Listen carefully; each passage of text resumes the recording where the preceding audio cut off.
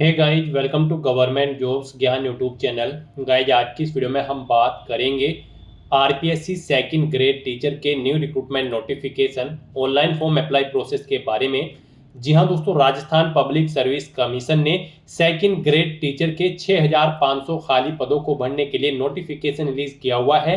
कैसे आप इस भर्ती में पार्टिसिपेट करने के लिए अपने फॉर्म अप्लाई कर सकते हो बिना कोई मिस्टेक किए हुए, इसकी पूरी जानकारी हम आपको step by step one time registration से लेकर प्रिंट तक इस वीडियो में देंगे।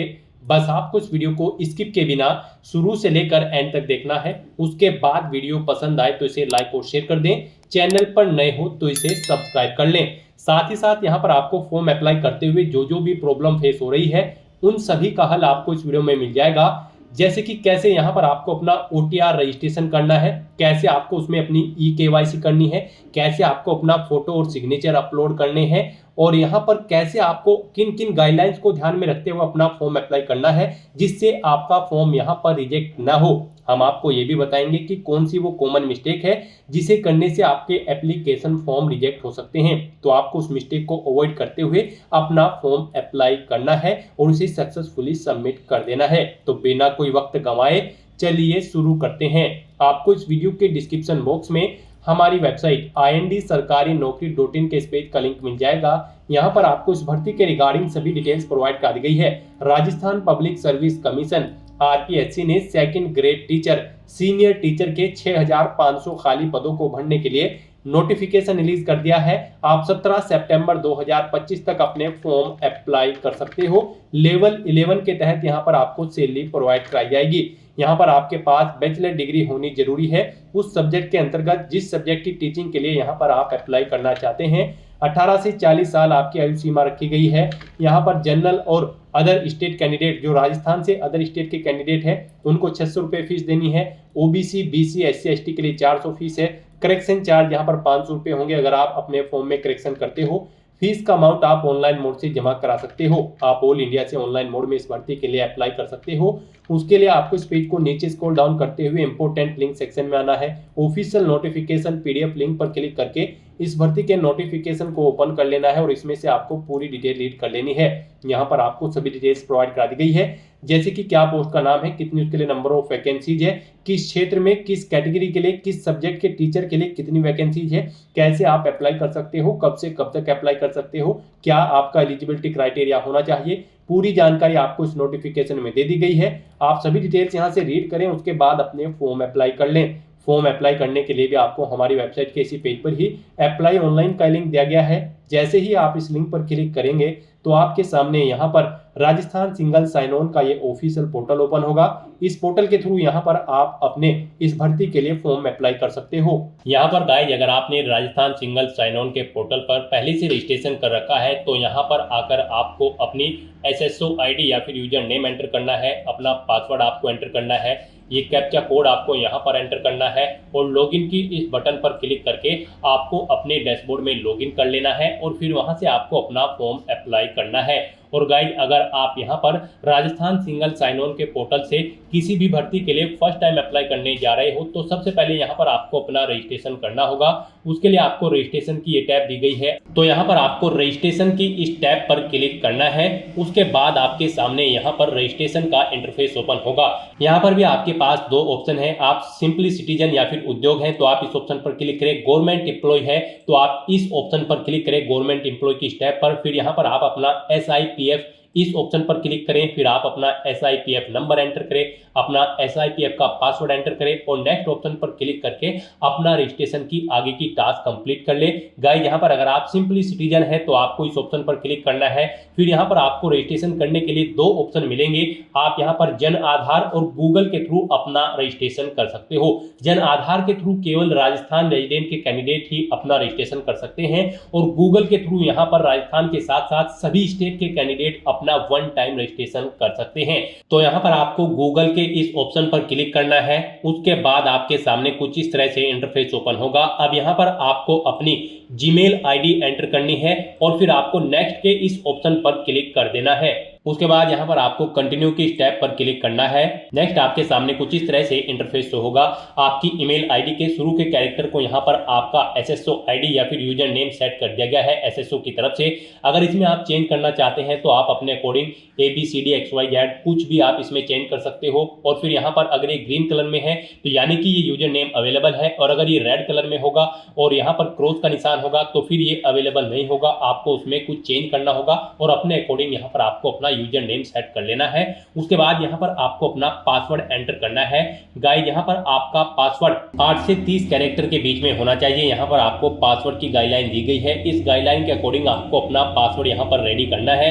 आपको कुछ इस फॉर्मेट में अपना पासवर्ड यहाँ पर रेडी करना है। मीन्स आपका पासवर्ड यहाँ पर अल्फा न्यूमेरिक फॉर्मेट में होना चाहिए। आपके पासवर्ड में कम से कम एक अपर केस कैरेक्टर, एक लोअर केस कैरेक्टर, एक इंटीजर नंबर और एक स्पेशल कैरेक्टर जैसे कि @ या फिर डॉलर होना चाहिए। तो इस फॉर्मेट में यहाँ पर आपको अपना पासवर्ड सेट करना है। वही पासवर्ड आपको कंफर्म पासवर्ड फील्ड में एंटर करना है। उसके बाद यहाँ पर आपको अपना मोबाइल नंबर एंटर करना है। फिर आपको इसे नीचे स्क्रॉल डाउन करना है। फिर यहाँ पर आपको अपना मोबाइल नंबर एंटर करना है या फिर ईमेल आईडी एंटर करनी है। और उसके बाद गाइस यहाँ पर आपको रजिस्टर की इस टैब पर क्लिक कर देना है। इस तरह से यहाँ पर आपका रजिस्ट्रेशन सक्सेसफुली कंप्लीट हो जाएगा। आपको एक यूजर आईडी और पासवर्ड आपके रजिस्टर्ड मोबाइल नंबर पर सबमिट कर दिया गया है। आपको उसे केयरफुली नोट डाउन करके रख लेना है फ्यूचर यूज के लिए। और यहाँ पर अब आपको ओके के इस बटन पर क्लिक करना है। नेक्स्ट आपके सामने कुछ इस तरह से इंटरफेस ओपन होगा। गाइस यहाँ पर अब आपको अपनी एसएसओ आईडी या फिर यूजर नेम एंटर करना है। उसके बाद आपको अपना पासवर्ड एंटर करना है जो आपके मोबाइल नंबर पर आया है या फिर आपने जो क्रिएट किया है। उसके बाद आपको ये कैप्चा कोड यहाँ पर एंटर करना है और फिर आपको यहाँ पर लॉगिन की इस टैब पर क्लिक कर देना है। और गाइस यहाँ पर अगर आप अपनी एसएसओ आईडी भूल गए हैं या फिर पासवर्ड भूल गए हैं तो यहाँ पर आप I forget my digital identity SSO ID के सामने क्लिक हियर के इस लिंक पर क्लिक करें और फिर यहाँ पर आप अपनी बेसिक डिटेल्स प्रोवाइड कराते हुए अपनी एसएसओ आईडी गेट कर लें। पासवर्ड भूल चुके हैं तो उसके लिए भी आप क्लिक हियर के इस लिंक पर क्लिक करके अपना पासवर्ड गेट कर सकते हैं। अगर मल्टीपल एसएसओ आईडी है तो आप क्लिक हियर टू मर्ज इस ऑप्शन पर क्लिक करके अपनी एसएसओ आईडी यहाँ पर मर्ज कर सकते हैं। तो बस यहाँ पर अब आपको अपनी यूजर आईडी और पासवर्ड एंटर करके और ये कैप्चा कोड एंटर करके अपने डैशबोर्ड में लॉगिन करना है। नेक्स्ट आपके सामने कुछ इस तरह से इंटरफेस ओपन होगा। गाइस यहाँ पर अब आपको अपनी प्रोफाइल अपडेट करनी है। सबसे पहले यहाँ पर अगर आप अपना फोटो ऐड करना चाहते हैं तो आप इस फोटो पर क्लिक करें। फिर यहाँ पर आप इस फोटो पर क्लिक करें। उसके बाद यहाँ पर आप इस ऑप्शन पर क्लिक करें और अपना फोटो सिलेक्ट करके यहाँ पर आप उसे अपडेट कर सकते हैं। अपना प्रोफाइल फोटो यानी कि आप यहाँ पर सेट कर सकते हो। उसके बाद यहाँ पर आप अपना फर्स्ट नेम चेंज करना चाहते हैं तो इसे आप चेंज कर सकते हैं। लास्ट नेम चेंज करना चाहते हैं तो इसे आप चेंज कर सकते हैं। उसके बाद यहाँ पर आपका जो डिस्प्ले नेम, आपकी प्रोफाइल का जो डिस्प्ले नेम होगा वो यहाँ पर आप एंटर कर दें। इसे आप अपने अकॉर्डिंग यहाँ पर सेट कर सकते हैं। फिर यहाँ पर आपको अपनी डेट ऑफ बर्थ इस कैलेंडर में से सिलेक्ट कर लेनी है। उसके बाद यहाँ पर आपको अपना जेंडर सिलेक्ट करना है, आप मेल हो, फीमेल हो या फिर ट्रांसजेंडर या फिर अदर। उसके बाद यहाँ पर आपको अपना मोबाइल नंबर एंटर करना है। यहाँ पर आप इस ऑप्शन पर क्लिक करें, अपना मोबाइल नंबर एंटर करें और फिर आप सेंड ओटीपी ऑप्शन पर क्लिक करें। उसके बाद आपके रजिस्टर्ड मोबाइल नंबर पर एक ओटीपी जाएगा। वो ओटीपी आपको यहाँ पर वेरीफाई करना है। तो यहाँ पर आपको अपना ओटीपी एंटर करना है जो आपके मोबाइल नंबर पर आया है और उसके बाद आपको यहाँ पर वैलिडेट ओटीपी के इस ऑप्शन पर क्लिक करके अपना मोबाइल नंबर यहाँ पर वेरीफाई कर लेना है। फिर यहाँ पर अगर आपके पास कोई लैंडलाइन नंबर है तो आप एंटर कर सकते हैं, नहीं है तो आप इस कॉलम को खाली छोड़ दें। फिर यहाँ पर आपको अपना एड्रेस एंटर करना है। उसके बाद आपको अपना पोस्टल कोड देना है, अपनी सिटी या फिर डिस्ट्रिक्ट यहाँ पर आप एंटर करें। और गाइस यहाँ पर उसके बाद आप अपना स्टेट सिलेक्ट कर लें, जिस स्टेट से आप बिलोंग करते हैं।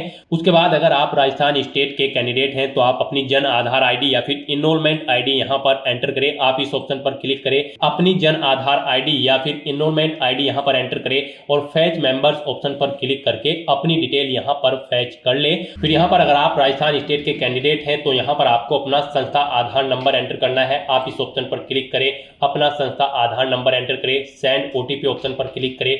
आपके मोबाइल नंबर पर एक ओटीपी आएगा जो आपके संस्था आधार नंबर से लिंक है। वो ओटीपी आप यहाँ पर एंटर करके उसे वेरीफाई कर ले और उस उसके बाद गाइस यहाँ पर आप अपडेट के इस बटन पर क्लिक करके अपनी प्रोफाइल की सभी डिटेल्स यहाँ पर अपडेट कर दें। इस तरह से यहाँ पर आपकी एसएसओ की जो प्रोफाइल है वो सक्सेसफुली अपडेट हो चुकी है। अब यहाँ पर आप ओके के बटन पर क्लिक करें। नेक्स्ट आपके सामने यहाँ पर कुछ इस तरह से इंटरफेस ओपन होगा। अब यहाँ पर आपको रिक्रूटमेंट पोर्टल सर्च करना है। आप कंट्रोल F यहाँ पर प्रेस करें, REC एंटर करें। उसके बाद यहाँ पर आपको रिक्रूटमेंट पोर्टल का ये ऑप्शन मिलेगा, आप इस लिंक पर क्लिक कर दें। नेक्स्ट आपके सामने कुछ इस तरह से इंटरफेस ओपन होगा। अब यहाँ पर आने के बाद आपको वन टाइम रजिस्ट्रेशन के इस लिंक पर क्लिक करना है। उसके बाद आपके सामने यहाँ पर कुछ इस तरह से इंटरफेस ओपन होगा। अब यहाँ पर आपको अपने वन टाइम रजिस्ट्रेशन की डिटेल प्रोवाइड करनी है। अब यहाँ पर आपसे सबसे पहले पूछा गया है कि क्या आप राजस्थान स्टेट के निवासी हैं, अगर हैं तो यस करें और फिर यहाँ पर आप अपनी जन आधार या फिर एक्नॉलेजमेंट आईडी एंटर करके फैच मेंबर ऑप्शन पर क्लिक करें और अपनी डिटेल यहाँ पर फैच कर ले।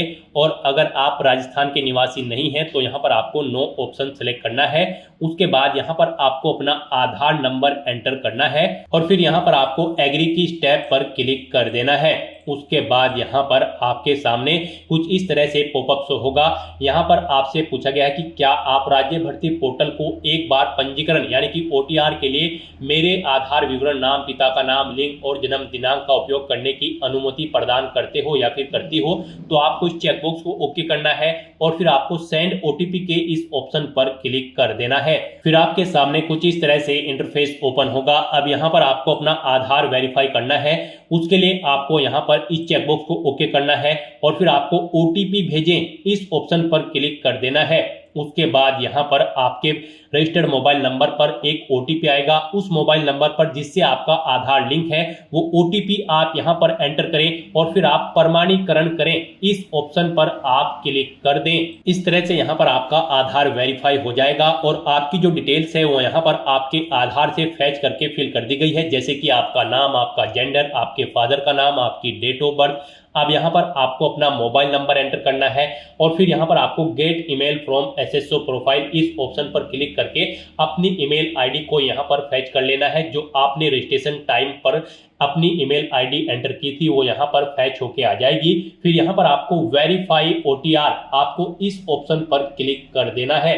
फिर यहाँ पर आपको आपकी डिटेल शो कर दी जाएगी। आपकी डिटेल अगर ओके है तो यहाँ पर अब आप फाइनल सबमिट के इस ऑप्शन पर क्लिक कर दें। उसके बाद आपके रजिस्टर्ड मोबाइल नंबर पर एक OTP आएगा। वो OTP आपको यहाँ पर एंटर करना है और उसके बाद आपको यहाँ पर वेरीफाई OTP के इस ऑप्शन पर क्लिक कर देना है। इस तरह से यहाँ पर आपके वन टाइम रजिस्ट्रेशन की डिटेल सक्सेसफुली सेव हो जाएगी।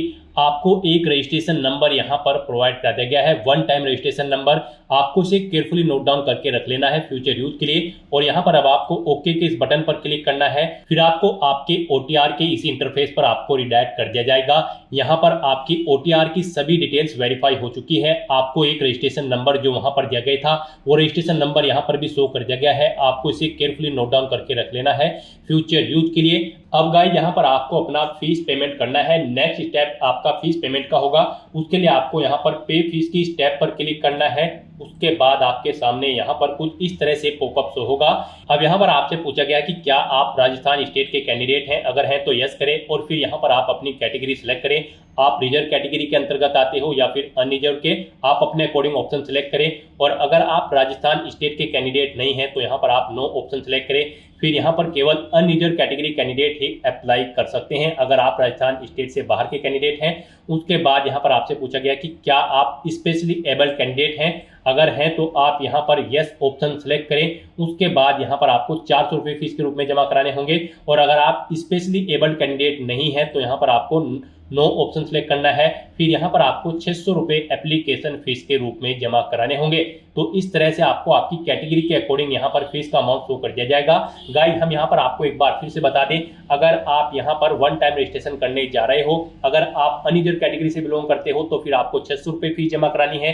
रिजर्व कैटेगरी के अंतर्गत आते हो तो फिर आपको 400 रुपये फीस के रूप में जमा कराने होंगे। ये अमाउंट आपको सिर्फ एक बार जमा कराना है। उसके बाद SSO के पोर्टल से जितनी भी भर्तियां निकलेगी, जितनी भी भर्तियों के लिए आप अप्लाई करोगे फिर आपको कोई शुल्क जमा नहीं कराना है। ये वन टाइम फीस है, आप एक बार फीस जमा करा के फिर यहाँ पर एसएससी की इस वेबसाइट के थ्रू मल्टीपल जॉब्स के लिए आप अप्लाई कर सकते हो। तो यहाँ पर अब आपको आपकी कैटेगरी के अकॉर्डिंग अमाउंट शो कर दिया जाएगा। उसके बाद यहाँ पर आपको पे फीस के इस ऑप्शन पर क्लिक करना है, फिर आपको ओके करना है। उसके बाद यहाँ पर आपको फीस पेमेंट के इंटरफेस पर डायरेक्ट कर दिया जाएगा। यहाँ पर आपके पास 3 चॉइस है, आप 3 तरह से अपना फीस पेमेंट कर सकते हो, नेट बैंकिंग के थ्रू, एग्रीगेटर के थ्रू या फिर QR कोड पेमेंट के थ्रू। यहाँ पर सबसे बेस्ट ऑप्शन आपके लिए QR कोड पेमेंट रहेगा। आप यहाँ पर इस ऑप्शन को सिलेक्ट करें, फिर यहाँ पर आप फोन पे ऑप्शन सिलेक्ट करें और पे नाउ के इस ऑप्शन पर क्लिक कर दें। उसके बाद गाइस यहाँ पर आपको फीस पेमेंट के इंटरफेस पर डायरेक्ट किया जाएगा। नेक्स्ट आपके सामने कुछ इस तरह से इंटरफेस ओपन होगा। यहाँ पर आप 2 तरह से फीस पेमेंट कर सकते हो, QR कोड के थ्रू या फिर आप अपने मोबाइल नंबर के थ्रू यहाँ पर फीस पेमेंट कर सकते हो। आपके लिए यहाँ पर बेस्ट ऑप्शन QR कोड रहेगा। तो यहाँ पर आप शो कोड ऑप्शन पर क्लिक करें, आपके सामने ये QR कोड शो होगा। आप अपने किसी भी UPI से इसे स्कैन करें और अपना फीस पेमेंट कर दें। सक्सेसफुली फीस पेमेंट करने के बाद आपको आपके OTR के डैशबोर्ड पर डायरेक्ट कर दिया जाएगा। यहाँ पर आपका फीस पेमेंट सक्सेसफुली कंप्लीट हो चुका है। अब आप व्यू रिसिप्ट के इस ऑप्शन पर क्लिक करके अपनी एप्लीकेशन फीस की एक रिसिप्ट का यहाँ पर प्रिंट आउट ले सकते हैं फ्यूचर यूज के लिए। और यहाँ पर अपनी ये फीस पेमेंट करने के बाद अब आपको नेक्स्ट ऑप्शन कंप्लीट करना है, वो आता है यहाँ पर आपका OTR eKYC। आपको इस ऑप्शन पर क्लिक करना है। अब यहाँ पर गाइस आपको अपना लाइव फोटो कैप्चर करना है और अपना हैंड रिटन डिक्लेरेशन डॉक्यूमेंट आपको अपलोड करना है। लाइव फोटो कैप्चर करने के लिए आपको कुछ गाइडलाइंस दी गई है, इन्हें ध्यान में रखते हुए आपको अपना फोटो यहाँ पर कैप्चर करना है। यहाँ पर 5 सेकंड के टाइमर के पश्चात अभ्यर्थी अपनी पलक 2-3 बार झपकाए। यदि आपकी फोटो बंद आंखों के साथ कैप्चर हुई है तो आप दोबारा से अपनी फोटो कैप्चर करें और फोटो कैप्चर करते समय आपको कैमरे की तरफ देखना है। अगर आप चश्मे का इस्तेमाल करते हैं तो आप अपना फोटो चश्मे के साथ ही लें, परंतु इस बात का ध्यान रखें कि चश्मे पर रोशनी के कारण फोटो अस्पष्ट अथवा चमक के साथ कैप्चर ना हो। बिल्कुल साफ फोटो आपका होना चाहिए। साथ ही साथ यहाँ पर अभ्यर्थियों को सुनिश्चित करना होगा कि लाइव फोटो साफ एवं पर्याप्त रोशनी में पृष्ठभूमि के साथ ली गई हो। धुंधली अथवा अंधकार में फोटो यहाँ पर एक्सेप्ट नहीं होगी। गाइस यहाँ पर अगर आपका फोटो स्पष्ट नहीं है तो आप बार बार अपना फोटो कैप्चर कर सकते हैं, परंतु एक बात आपको याद रखनी है, OTP के माध्यम से वेरिफिकेशन के पश्चात फाइनल सबमिट किए जाने के बाद आपको अवसर नहीं मिलेगा। उससे पहले ही आपको अपना फोटो यहाँ पर कैप्चर कर लेना है, फिर आप चेंज नहीं कर पाओगे। तो यहाँ पर इन दिशा निर्देश को रीड करने के बाद आपको इस चेकबॉक्स को ओके करना है। उसके बाद आपको टेक फोटो इस ऑप्शन पर क्लिक करना है। तो यहाँ पर अपना फोटो कैप्चर करने के बाद फिर आपको अपना hand written declaration document upload करना है। उसके लिए यहाँ पर आपको फॉर्मेट दिया गया है, आप सैंपल फाइल के इस लिंक पर क्लिक करें। नेक्स्ट आपके सामने यहाँ पर ये PDF ओपन हो जाएगी। गाइस यहाँ पर आपको इस PDF का एक हार्ड कॉपी प्रिंट आउट ले लेना है और उसके बाद आपको उस हार्ड कॉपी प्रिंट आउट पर अपना नाम मेंशन करना है, अपने फादर का नाम मेंशन करना है, अपनी डेट ऑफ बर्थ देनी है, यहाँ पर आपको अपने हस्ताक्षर करने हैं और उसके बाद आपको ये कंप्लीट डाटा फिर यहाँ पर मेंशन कर देना है अपने हाथ से ब्लू इंक पेन से। और उसके बाद यहाँ पर आपको अपने सिग्नेचर कर देने हैं। फिर ऐसे ही आपको यहाँ पर इंग्लिश में भी अपनी राइटिंग देनी है। उसके लिए यहाँ पर आपको इंग्लिश का परफॉर्मा दिया गया है। यहाँ पर भी आने के बाद आपको फिर अपना नाम एंटर करना है इंग्लिश में, अपने फादर का नाम एंटर करना है इंग्लिश में, अपनी डेट ऑफ बर्थ देनी है और फिर यहाँ पर आपको अपने सिग्नेचर करने हैं। और उसके बाद आपको ये कंप्लीट डाटा फिर अपने हैंड से ब्लू इंक पेन से आपको फिर दोबारा से इंग्लिश में यहाँ पर राइट कर देना है। उसके बाद गाइस यहाँ पर आपको अपनी SSO ID एंटर करनी है, अपना OTR वन टाइम रजिस्ट्रेशन का जो नंबर आपको मिला है वो रजिस्ट्रेशन नंबर यहाँ पर आपको एंटर करना है, अपना परमानेंट एड्रेस आपको यहाँ पर मेंशन कर देना है और यहाँ पर आपको अपने सिग्नेचर कर देने हैं। इस तरह से आपको अपना ये हैंड रिटन डिक्लेरेशन डॉक्यूमेंट तैयार कर लेना है और फिर इसका आपको फोटो खींचकर अपने कंप्यूटर में सेव कर लेना है, यानी कि इसकी एक सॉफ्ट कॉपी। और फिर आपको अपना वो डॉक्यूमेंट यहाँ पर अपलोड करना होगा। यहाँ पर आपका ये डॉक्यूमेंट PDF फॉर्मेट में होना चाहिए, साइज उसका 100 से 200 KB के बीच में होना चाहिए। तो यहाँ पर आपको चूज फाइल बटन पर क्लिक करना है, फाइल को सिलेक्ट करना है और अपना ये हैंड रिटन डिक्लेरेशन डॉक्यूमेंट यहाँ पर अपलोड कर देना है। गाइस हम आपको सैंपल के तौर पर दिखा रहे हैं, कुछ इस तरह से यहाँ पर आपको अपना हैंड रिटन डिक्लेरेशन डॉक्यूमेंट तैयार करना है और फिर इसे आपको अपलोड कर देना है। अपना फोटो अपलोड करने के बाद और हैंड रिटन डिक्लेरेशन अपलोड करने के बाद अब आपको सबमिट ई-केवाईसी की स्टेप पर क्लिक करना है। उसके बाद में आपको इन चेक बॉक्सेस को ओके करना है और सेंड ओटीपी की टैब पर क्लिक कर देना है। एक ओटीपी आपके मोबाइल नंबर और ईमेल एड्रेस पर सबमिट किया गया है, वो ओटीपी आपको इस बॉक्स में एंटर करना होगा और फाइनल सबमिट की इस टैब पर क्लिक कर देना होगा। इस तरह से आपकी OTR ई-केवाईसी कंप्लीट हो चुकी है। तो यहाँ पर अब आपके तीनों स्टेप कंप्लीट हो चुके हैं, आपकी प्रोफाइल यहाँ पर अपडेट हो चुकी है, फीस पेमेंट आप कर चुके हो, अपनी ई-केवाईसी आप कंप्लीट कर चुके हो। अब यहाँ पर आकर आपको होम के इस लिंक पर क्लिक कर देना है। उसके बाद यहाँ पर आपको आपके डैशबोर्ड में डायरेक्ट कर दिया जाएगा। फिर यहाँ पर आपको अपने डैशबोर्ड में ऑन गोइंग रिक्रूटमेंट के सेक्शन में आना है। यहाँ पर आकर गाइज आपको senior teacher secondary education COMP exam 2025 RPSC के इस सेक्शन में अप्लाई नाउ की इस टैब पर क्लिक करना है इस भर्ती पर अप्लाई करने के लिए। नेक्स्ट आपके सामने कुछ इस तरह से इंटरफेस ओपन होगा। अब यहाँ पर आप जिस भी सब्जेक्ट की टीचिंग के लिए अप्लाई करना चाहते हैं उसकी टैब पर क्लिक करें। नेक्स्ट आपके सामने OTR डेटा रिव्यू का ये पॉपअप शो होगा। यहाँ पर अगर आप अपडेट करना चाहते हैं अपने OTR में तो आप अपडेट के ऑप्शन पर क्लिक करके अपडेट कर सकते हैं, नहीं तो यहाँ पर बस अब आपको प्रोसीड के इस ऑप्शन पर क्लिक कर देना है। नेक्स्ट यहाँ पर आपको अपनी बेसिक डिटेल प्रोवाइड करनी है। यहाँ पर आपको कुछ चीज़ें आपकी ऑटोमेटिकली फिल मिल जाएगी जो आपने OTR करते समय फिल की थी। अब यहाँ पर आपको अपनी मदर का नाम एंटर करना है। उसके बाद यहाँ पर आपको अपनी कैटेगरी सिलेक्ट करनी है। फिर यहाँ पर आपसे पूछा गया कि क्या आप person with benchmark disability category candidate हैं, अगर हैं तो आप यस करेंगे। फिर अपनी यहाँ पर उप श्रेणी सिलेक्ट करेंगे। उसके बाद आपसे पूछा गया कि क्या आपको श्रुति लेखक की आवश्यकता होगी एग्जाम में, तो यहाँ पर आप यस या नो ऑप्शन सेलेक्ट करेंगे। अगर यस करते हैं और फिर आपसे पूछा जाएगा कि उसका इंतजाम आप स्वयं करेंगे या फिर विभाग को करना होगा, यहाँ पर आपको ऑप्शन सेलेक्ट करना होगा। फिर आपको अपना मैरिटल स्टेटस यहाँ पर देना होगा, आप मैरिड हो या फिर अनमैरिड, या आपको यहाँ पर ऑटोमेटिकली फिर मिलेगा जो आपने OTR में फिल किया होगा। फिर यहाँ पर आपको बताना होगा अगर आप मैरिड होंगे, आपकी जीवन साथी की मृत्यु हो चुकी है तो वो डेट आपको यहाँ पर देनी होगी। यहाँ पर जीवन साथी का नाम आपको देना होगा, जीवन साथी के पिता का नाम आपको देना होगा। अगर आप मैरिड होंगे शादी की तारीख आपको देनी होगी, और अगर नहीं है तो फिर आपको ये ऑप्शन डिसेबल कर दिए जाएंगे। फिर यहाँ पर आपको अपने जीवित बालकों की संख्या देनी है अगर आप मैरिड हो, और अगर आप अनमैरिड हो तो फिर यहाँ पर आप 000 एंटर कर देंगे। उसके बाद यहाँ पर आपको अपना मोबाइल नंबर, ईमेल ID, आधार ID ऑटोमेटिकली फिर मिल जाएगी जो आपने OTR टाइम पे प्रोवाइड कराई थी। फिर यहाँ पर आपसे पूछा गया कि क्या आप राजस्थान के अनुसूचित क्षेत्र से संबंधित है, अगर हैं तो आप यस करेंगे, नहीं तो नो ऑप्शन सेलेक्ट करेंगे।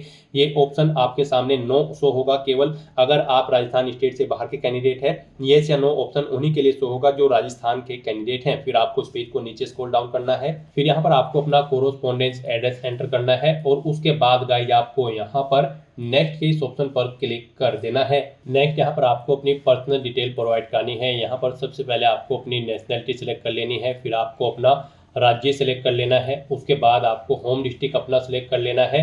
उसके बाद गाइस यहाँ पर आपको अपना होम ब्लॉक, तहसील, विलेज सेलेक्ट कर लेना है। फिर आपसे पूछा गया कि क्या आप इंडिया के बाहर से स्थापित हुए हैं, इंडिया में अगर हुए हैं तो आप यस करेंगे, और फिर वो कंट्री सेलेक्ट करेंगे जिससे आप यहाँ पर इंडिया में स्थापित हुए हैं। नहीं हुए हैं तो आप नो ऑप्शन सेलेक्ट करेंगे।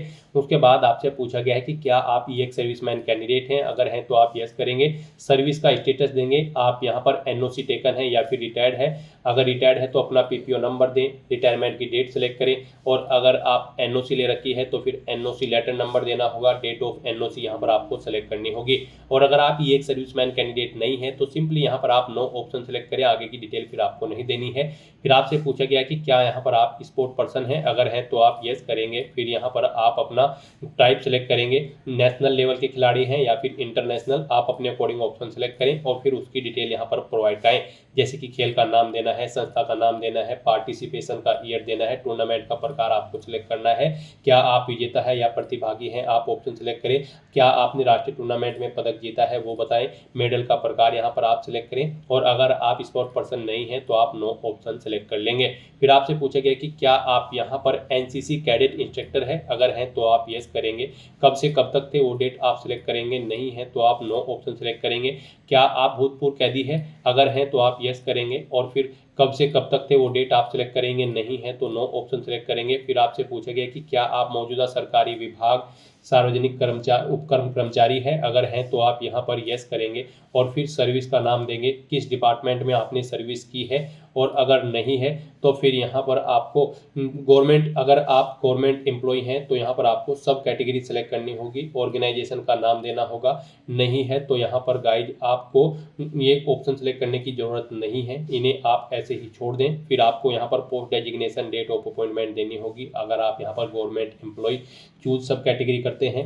फिर यहाँ पर आपको अपनी एडिशनल कैटेगरी सेलेक्ट करनी है, अगर यहाँ पर आप इमरजेंसी कमीशन से रिलीज हैं या फिर आप आर्मी पर्सनल हैं तो आप इन चेक बॉक्सेस को ओके करें, नहीं है तो इनको ऐसे ही रहने दें। और फिर गाइज यहाँ पर आप नेक्स्ट के इस ऑप्शन पर क्लिक कर दें।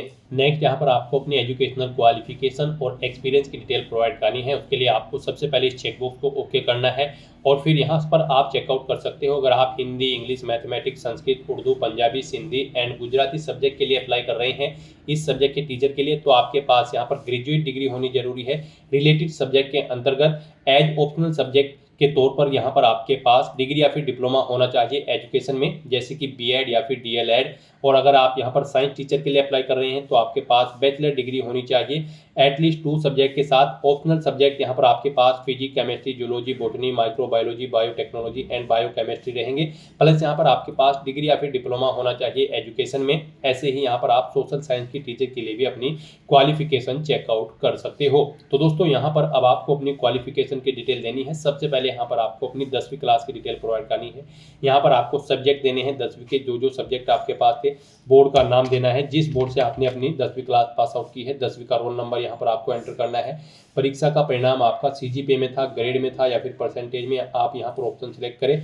पासिंग ईयर यहाँ पर आप सिलेक्ट करें, उसके बाद कितने % मार्क्स आपने ऑब्टेन किए हैं वो यहाँ पर आप एंटर करें। ऐसे ही फिर यहाँ पर आपको अपनी 12वीं क्लास की डिटेल ऐड कर देनी है। फिर आपको अपनी ग्रेजुएशन या फिर इसके इक्विवेलेंट अगर आपके पास कोई क्वालिफिकेशन है तो उसकी डिटेल देनी है।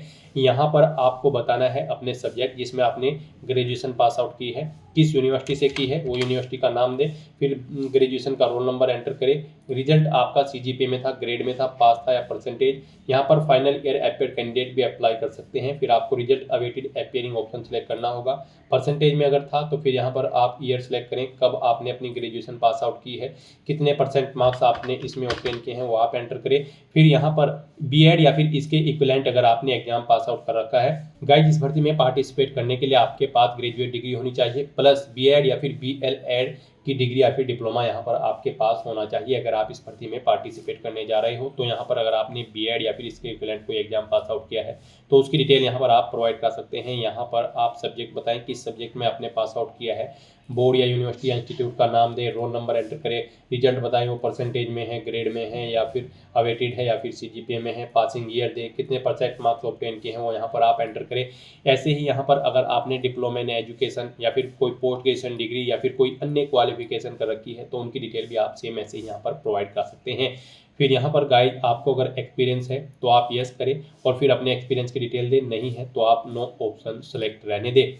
और अगर आपको एक्सपीरियंस है, आप येस ऑप्शन सेलेक्ट करते हैं तो फिर आपको अपने एक्सपीरियंस की डिटेल देनी होगी, अपना नाम देना होगा, रजिस्ट्रेशन नंबर देना होगा, फिर यहाँ पर डेजिग्नेशन देनी होगी, डिपार्टमेंट का नाम देना होगा, किस डिपार्टमेंट में आप कार्यरत थे, जॉब नेचर यहाँ पर आपको देना होगा, कब से कब तक थे वो डेट यहाँ पर आपको सिलेक्ट करनी होगी। इन डेट के अकॉर्डिंग यहाँ पर आपका एक्सपीरियंस कैलकुलेट करके आपको शो कर दिया जाएगा।